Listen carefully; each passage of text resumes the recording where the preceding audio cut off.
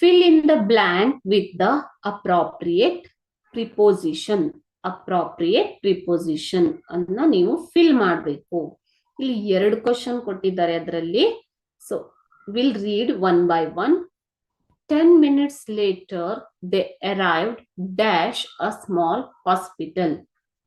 They arrived at a small hospital.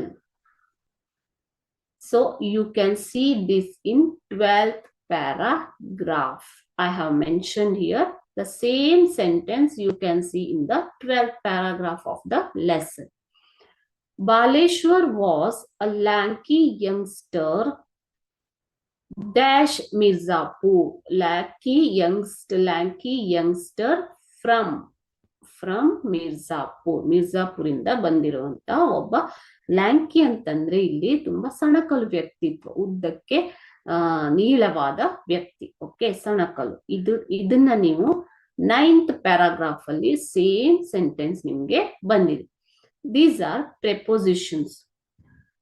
2 questions are there, so you have to write the appropriate preposition.